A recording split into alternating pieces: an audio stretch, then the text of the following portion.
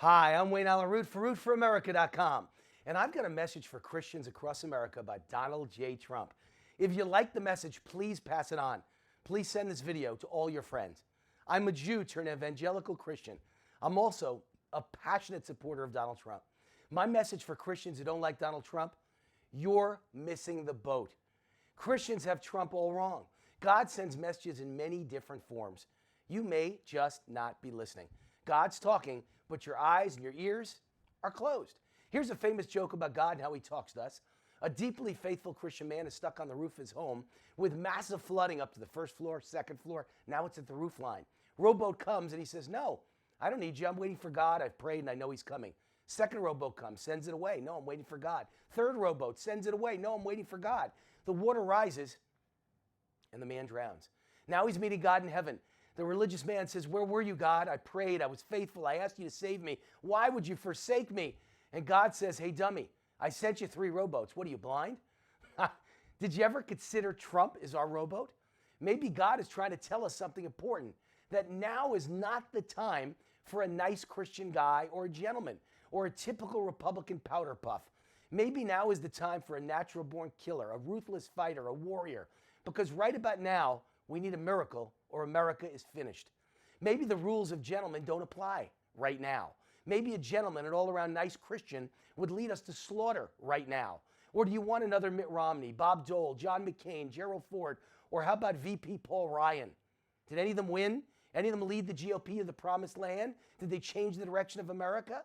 No, because if you don't win, you have no say. Paul Ryan couldn't even deliver his own state of Wisconsin for Mitt Romney. And as leader of the House, Paul Ryan rolls over to Obama like my dog rolls over for a steak bone. He's a useful idiot, nice but obedient. I mean Paul Ryan, not my dog. My dog is actually a pretty good defender and loyal. Maybe God's knocking on your door so loud, but you're not listening. Maybe God understands we need a war leader. Maybe God understands if we don't win this election or this war, America's dead. It's over. The greatest nation of world history will be finished, kaput, adios.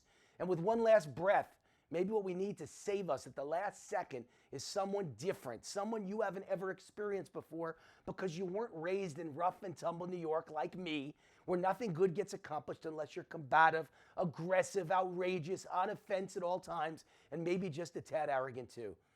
Maybe someone with a personality you've never seen on stage at your church. Maybe, just maybe, being a nice, gentlemanly Christian wouldn't beat Hillary or her $1 billion or her best friends in the media who will unleash the dogs of hell upon the GOP nominee, as they've already started to do with Donald Trump. I guess you think God's only nice and gentlemanly. Really? Then you missed the whole point of the Bible. When necessary, God's a pretty tough guy.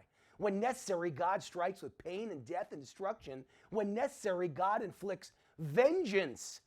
Maybe you think God couldn't possibly be associated with someone like Trump. Trump's too vicious, rude, and crude, you might say. Well, when we won World War II, was God nice? Were we gentlemanly when defeating Hitler? Were we gentlemanly when firebombing Germany or dropping atomic bombs on Japan? Is God ever nice on the battlefield? Or does he send us vicious SOBs like General George S. Patton so the good guys can defeat evil? It's pretty clear to me God sends unique people to be war leaders. That's a different role than a pastor or a church leader. God understands that. Maybe God purposely sent Trump instead of the nice Republican powder puffs like Paul Ryan or Mitt Romney or John Kasich or Jeb Bush because he wants us to win. Maybe it's time to redefine nice. Maybe Mitt Romney and Paul Ryan aren't nice after all because they led us to defeat, and losing again would mean the end of America. Maybe Romney and Ryan mean well, but the road to hell is paved with good intentions. Or maybe they're just jealous that they had their chance and they blew it. Maybe they'd rather help elect Hillary than allow a Trump victory that would make them look weak, feckless, and incompetent. Now, I was reading the Bible this morning and I found the perfect verse that explains the success of Donald J. Trump. Isaiah 40:30. Even the youth shall faint and be weary, and the young men shall utterly fall. But those who wait on the Lord shall renew their strength. They shall mount up with wings like eagles. They shall run and not be weary. They shall walk and not faint. It's almost like God created this verse just for Donald Trump and this moment in history.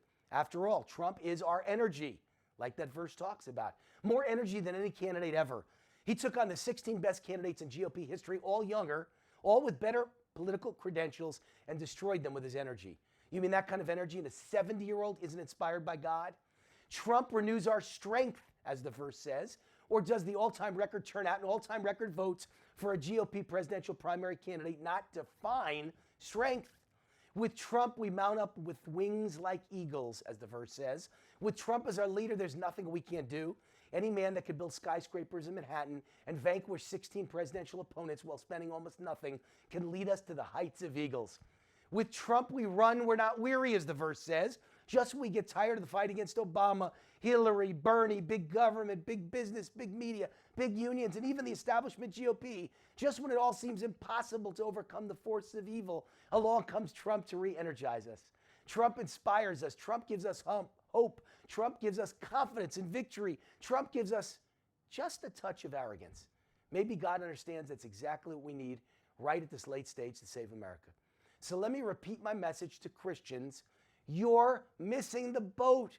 God's about miracles. We don't need a nice guy or a gentleman right now. It's the fourth quarter and we're losing 14-0. We need a Hail Mary. I believe Trump is our miracle. I believe Trump is our rowboat, except he's more like a battleship.